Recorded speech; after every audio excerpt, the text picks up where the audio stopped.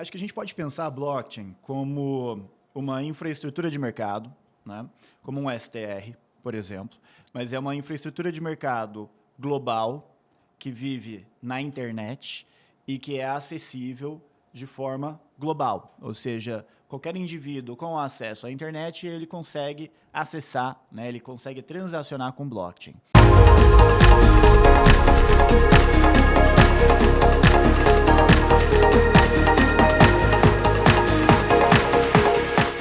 Fala, jovens, estamos começando mais um Pra Frente Cast. Hoje estou aqui com o Ibiaçu Caetano, meu amigo Ibi, CFO do Bitbank. Meu amigo, bem-vindo. Muito obrigado, Carlos. Eu estou super animado de estar aqui no podcast com vocês.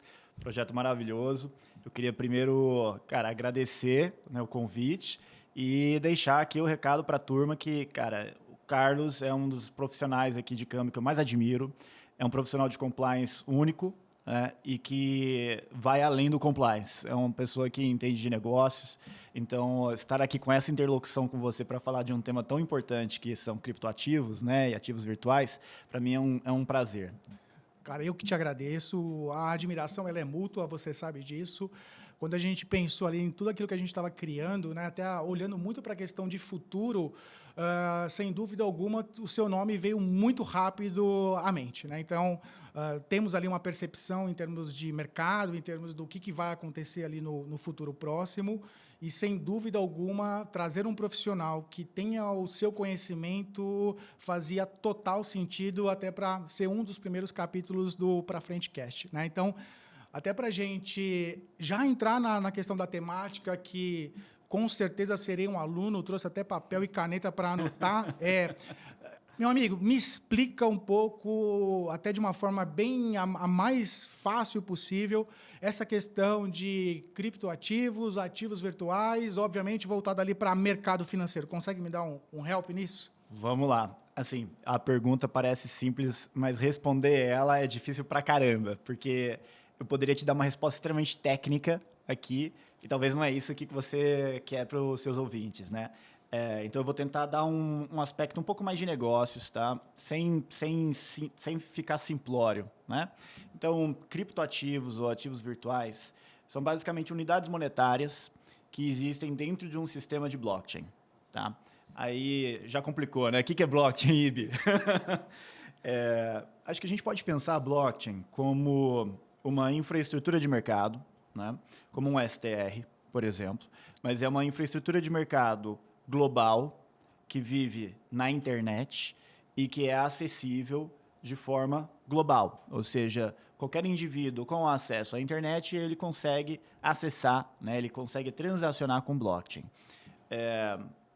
O que é a blockchain? É basicamente um acompanhado de registros financeiros, por exemplo, mostrando que o Carlos transacionou com o IB, que o Carlos mandou um certo ativo para alguém, e isso tudo público, né? Então, os ativos virtuais, eles basicamente residem, é como se estivesse dentro desse sistema de blockchain, e acho que a grande diferença de qualquer outro tipo de sistema é que blockchain já faz 15 anos desde que a primeira blockchain foi criada, que foi o Bitcoin, né? Ele é o que a gente chamaria de fail-proof, ou seja, ela é testada, ela não é hackeável. Ela tem um sistema tão robusto que, para te dar um exemplo, uma carteira, né? A carteira do criador de Bitcoin, aqui, o Satoshi Nakamoto, tem ali mais de 200 bilhões de dólares naquela carteira, e é público. Tá lá o endereço da carteira, todo mundo consegue ver, tem 200 bilhões de dólares naquela carteira. Ninguém conseguiu hackear essa carteira. Quer dizer, isso aqui é uma demonstração de que, se fosse hackeável, né, se o sistema de blockchain fosse possível ser corrompido, óbvio, você tem aí um prêmio. Quem conseguir, quem tiver a fórmula mágica para hackear isso aí, você tem um prêmio lá de 200 bilhões de dólares. Então, não aconteceu. Então, assim, é extremamente seguro. E ativos virtuais se usam dessa segurança, né? Eles se usam desse sistema para indivíduos poderem transacionar entre si. Eu estou fazendo aqui um grande recorte, tá? Então, assim, blockchain, a tecnologia e tudo mais, é muito mais do que isso, mas eu acho que para transações financeiras, esse é um primeiro ângulo, né? Ou seja, blockchain é um sistema acessível por qualquer indivíduo, de forma global, conectado na internet. Ele é descentralizado, o que significa que não tem um dono, né? Assim como a internet, ela é descentralizada, não tem um dono da internet. Você não consegue apertar o botão, né, e desligar a internet. Blockchain tem essa mesma característica. Então, ninguém é dono daquilo ali, aquilo é descentralizado, vive na internet, e você tem segurança suficiente dessa tecnologia para fazer com que transações comerciais possam acontecer ali dentro, como se fosse uma infraestrutura bancária à parte, global, e que ninguém é dono. Entendi. Não, cara, já ficou bem mais claro, né? Eu acho que assim, uma grande coisa que vem acontecendo e pelo que você está descrevendo é o caso, mais uma grande evolução que a gente vai acompanhar no mercado financeiro, né? Então, demais. A gente passou ali por uma grande revolução que foi o início e o próprio fim. Não vou falar que é o fim em absoluto, mas daqueles chamados talões de cheque que deixaram, né, foram muito utilizados, hoje já não são tão mais.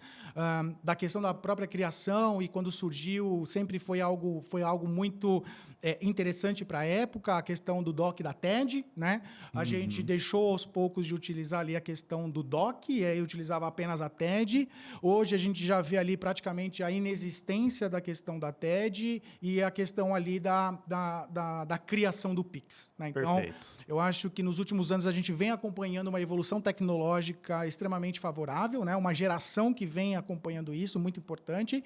E, obviamente, que a questão do blockchain, né, tanto do blockchain quanto da questão das criptoativos, também vai se mostrar como um marco, né? Então, a frente, certeza, ela utiliza a parte de blockchain, grande parte das suas transações, até para a gente conseguir fazer a parte de remessa expressa de forma expresso, né? Eu acho que essa é a grande tendência, a grande sacada da blockchain, mas, obviamente, traz ali a maravilha da novidade, né? Do progresso, né? De algo disruptivo. Essa é a visão, né? Com certeza. Assim, de novo, vamos tentar fazer um recorte, uma narrativa aqui de quando a gente fala de blockchain e oportunidade, o que está na mesa, né? Então, imagina que a internet foi criada lá em 1960, na década de 60, tinha uma finalidade militar, troca de informações, né, ali para o serviço militar americano, né? E se você chegasse para alguém, em 75, e perguntasse assim, Carlão, o que é essa internet? Será que vale a pena olhar esse negócio? Assim, ninguém com essa consciência ia falar assim, não, claro, faz, né? Demorou ali de 1960 até 1990, assim, 35 anos para conseguir a internet conseguir criar valor, gerar valor, né? E o valor começou a virar exponencial a partir de um dado momento, né?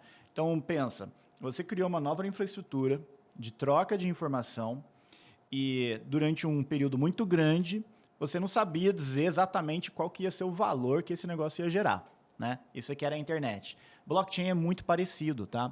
Então, quando o blockchain é criado pela primeira vez em 2009, janeiro de 2009, a aplicação da blockchain era extremamente específica. Era para que eu conseguisse mandar uma moedinha para o meu amigo e que fosse 100% seguro fazer isso e que não fosse possível hackear.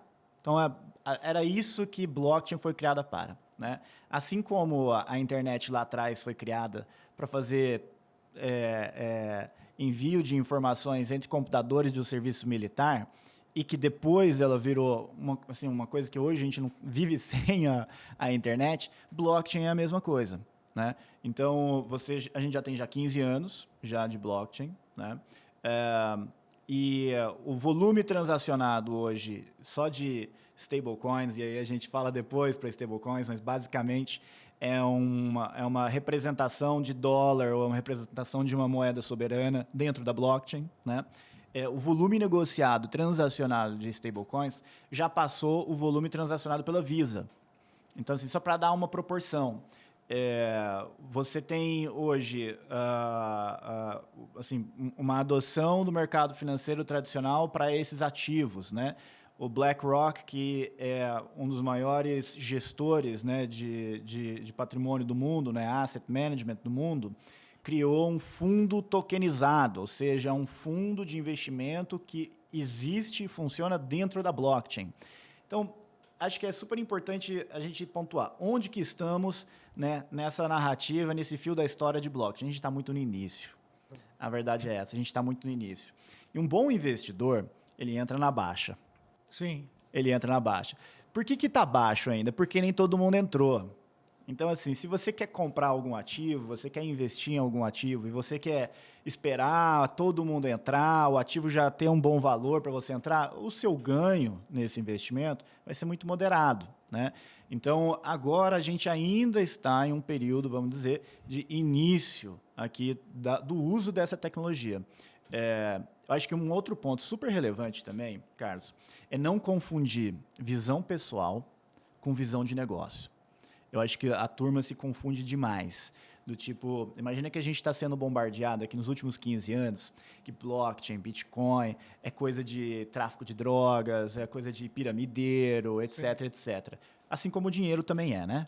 Então, assim, o dinheiro é mais usado do que cripto e Bitcoin para fazer coisas ilícitas. Então, a gente vem sendo muito bombardeado com essas notícias, né? E é fácil você criar um viés sobre a tecnologia ou sobre o uso aqui desses criptoativos com base nessas informações, né? Você cria sua opinião pessoal. Isso é um problema para você como decisor de negócio. Vou dar 2 exemplos. Então, CEO do JP Morgan, o Jamie Dimon. Né? Então, pode imaginar que Jamie Dimon é um cara extremamente influente no mundo de negócios global. Ele, até pouco tempo atrás, falava que ele demitiria qualquer trader do JP Morgan que comprasse criptoativos, né? Bom, JP Morgan hoje é um dos principais players atuantes em fundos de investimento de criptoativos. Então, o momento em que você, como um decisor de negócio, coloca os seus preconceitos, as suas opiniões pessoais sobre uma tecnologia, sobre uma coisa nova, você está em um risco de perder dinheiro. É basicamente isso. Mesma coisa com BlackRock. Então, BlackRock, Larry Fink, que é o CEO da BlackRock, falava que era scam, né, que era uma fraude, que era uma pirâmide. Até o momento que hoje eles também são, bom, acabei de falar, criaram lá um fundo de investimento que funciona dentro da blockchain. E o Larry Fink, ele coloca uma afirmação pública de que Bitcoin é o equivalente ao ouro digital. Então, mais uma pessoa aqui, que é uma pessoa extremamente inteligente, 2 pessoas extremamente inteligentes, extremamente com muito acesso à informação, né? Então, assim, não é porque você é extremamente inteligente, que você tem uma posição de negócio extremamente relevante, que você não está passível de ter opiniões pessoais equivocadas sobre uma tecnologia recente, uma tecnologia inovadora. Isso é comum. Se o Larry Fink e o Jamie Dimon erraram, o que garante que você não possa estar errando também? O importante é você separar a sua opinião pessoal do que são as oportunidades de negócio dentro dessa nova frente. Sim. Né? Cara, um ponto até bem interessante que você destacou é exatamente esse do buscar o conhecimento, né? Eu acho que um ponto principal é conhecer para julgar, é mais fácil, né? Eu prefiro dessa forma. Então, até a própria frente, quando a gente começou a se deparar em relação à temática, e até o exemplo do próprio cast, ele se destaca dessa forma, para formarmos uma opinião concreta, sem o viés ali do acho, né, mas sim com uma opinião mais concreta, vamos entender, né?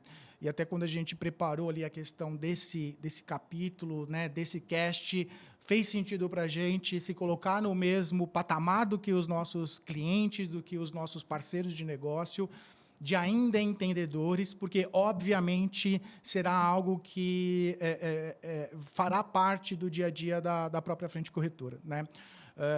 Olhando para o mercado, até pela forma como a gente já vem sendo abordado, se destaca ali muito a questão, por exemplo, da stablecoin, como você destacou, né? E aí eu te pergunto, até pelo fato de ser muito mais conhecedor do que eu na temática, né? Para o mercado financeiro, o stablecoin, ela é a principal, vamos dizer assim, moeda, não sei se eu posso chamar moeda ou ativo, e qual seria a vantagem de utilizar ela ao invés de uma moeda tradicional? Tá, maravilha. Acho que essa é uma ótima pergunta. Então, stablecoins, de novo, são um token, ou seja, um ativo, é um registro dentro da blockchain que tem a mesma paridade, tem o mesmo valor que alguma moeda de referência. Então, você tem stablecoin em reais, você tem stablecoin em dólares, você tem stablecoin em euros e assim vai, né? Então, quando você usa uma stablecoin, basicamente o que você está fazendo é utilizar o equivalente aos dólares, aos reais, etc., só que dentro da blockchain. Então, acho que para facilitar é isso. O stablecoin é usar dinheiro dentro da blockchain, né? Por que isso aqui é interessante, né? Porra, mas é só usar o dinheiro, eu não estou ganhando, não estou vendo a diferença aqui. Cara, a diferença está basicamente no funcionamento da blockchain. Então, para fazer uma transação em blockchain é a mesma coisa que um tempo de um Pix, né? Então, você tem uma transação com custo extremamente barato e que acontece a uma velocidade muito alta.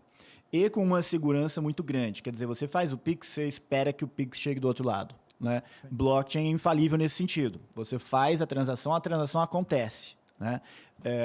Então, nesse sentido, você pode utilizar pagamentos para stablecoin, né, com stablecoin, em situações até assim, bastante prosaicas. Então, um amigo meu, né, ele estava lá na África do Sul, e aqui você já vê, esse exemplo é ótimo, tá? Então, ele estava lá na África do Sul com a família, ele estava fazendo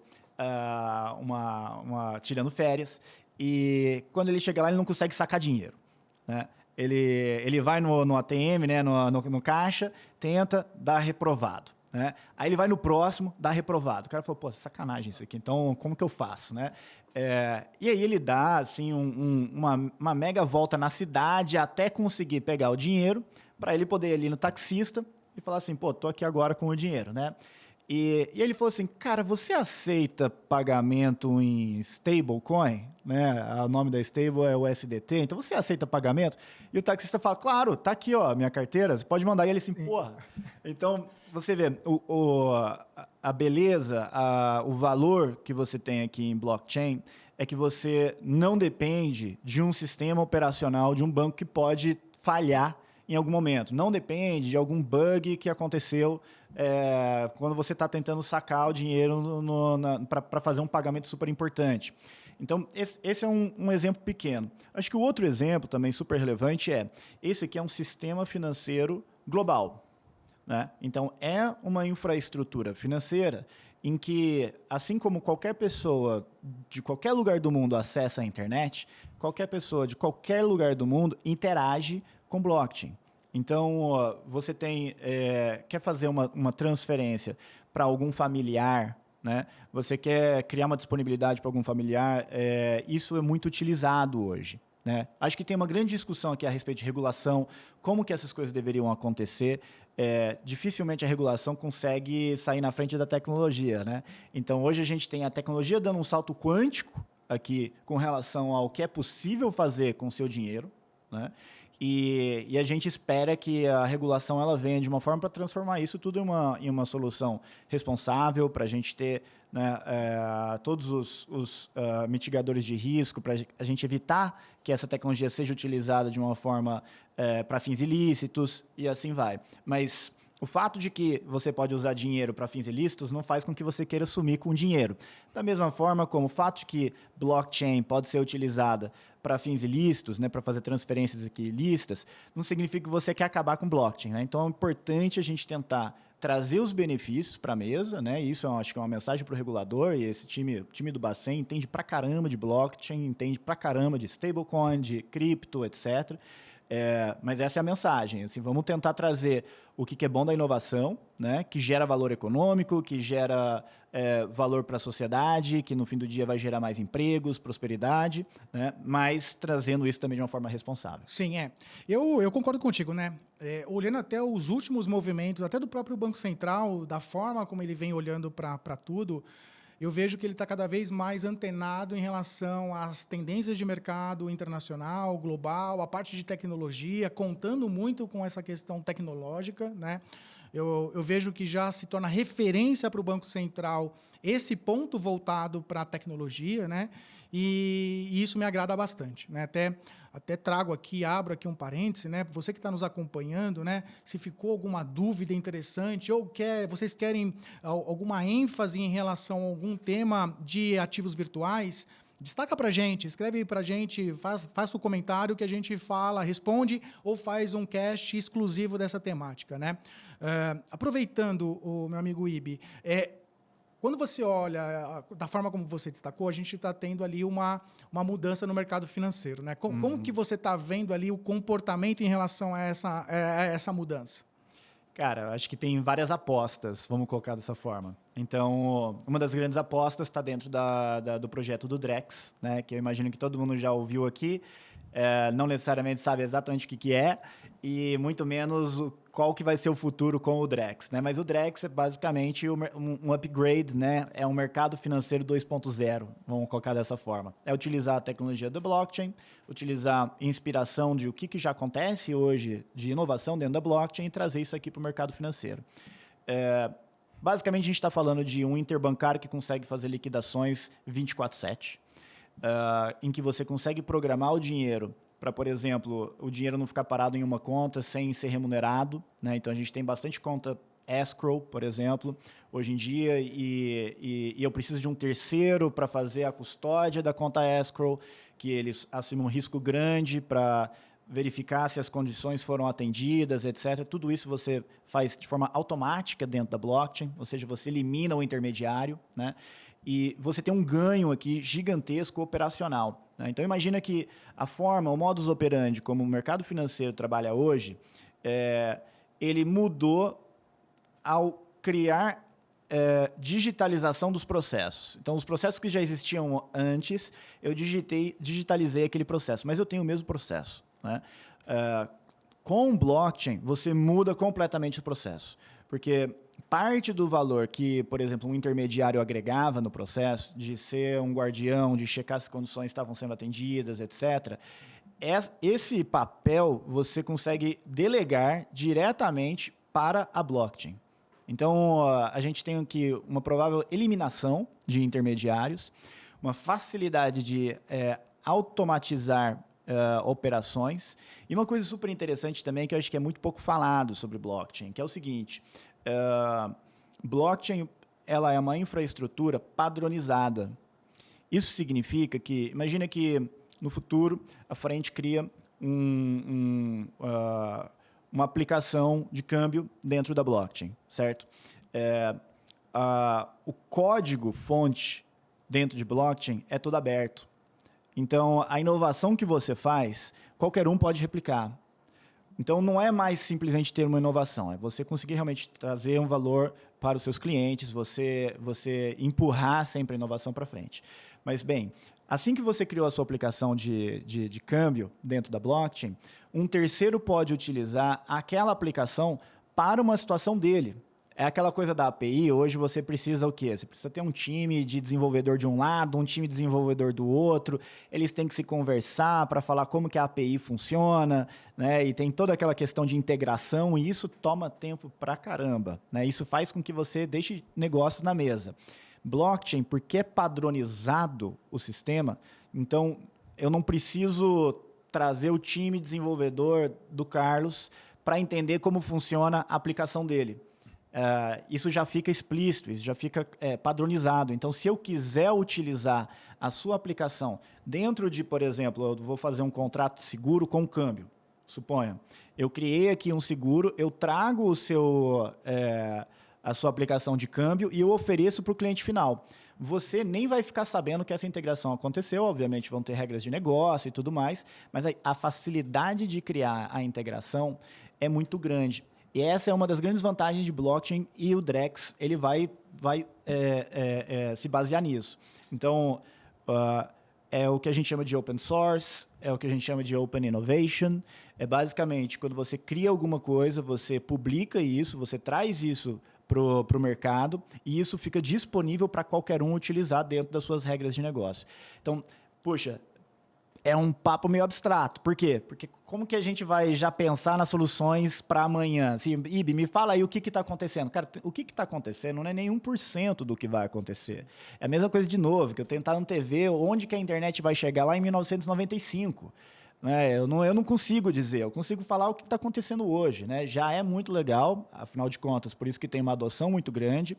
Mas, de novo, chegou na frente, né? Dentro aqui das oportunidades que blockchain tem, e Drex tem, etc., você com certeza terá a oportunidade de criar o futuro do mercado financeiro. Sim, cara, eu fico cada vez mais empolgado em ouvir o tema.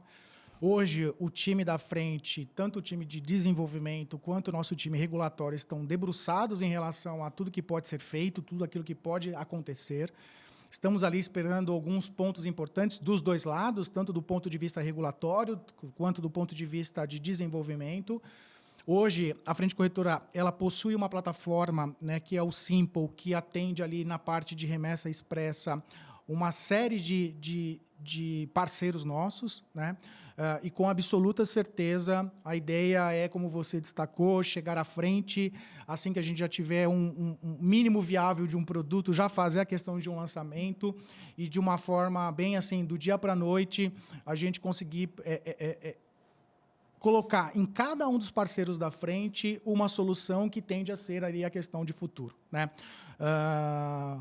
Um ponto que eu queria ouvir de você, meu amigo, é o seguinte, muito do ponto de vista social, tá? Como que a questão do ativo virtual, né, se você enxerga isso como um instrumento de inclusão financeira, posso considerar que sim? Eu acho que sim. Mais do que isso, eu diria que é um instrumento de empoderamento financeiro. Vou te dar algum exemplo. Lá em 1990, plano Collor, congelamento da poupança. Para onde você vai?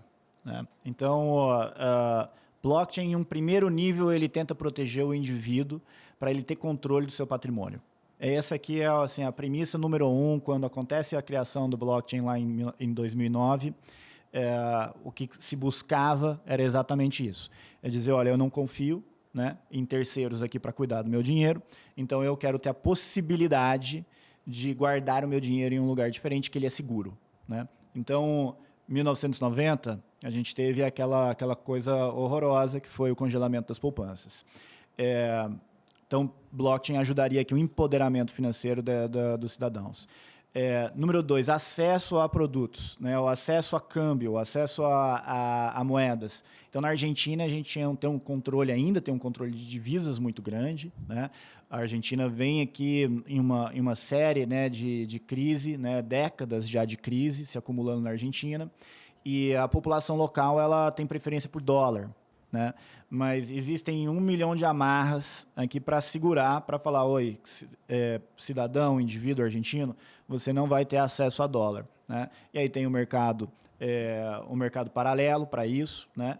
E a Argentina é um dos mercados onde mais se adotou, por exemplo, stablecoins para indivíduos, porque eles conseguem acessar através seja uma corretora, seja, enfim, canais comerciais, eles conseguem acessar o dólar ali para proteger o seu patrimônio contra a inflação argentina. Então, de novo, é um empoderamento. Né?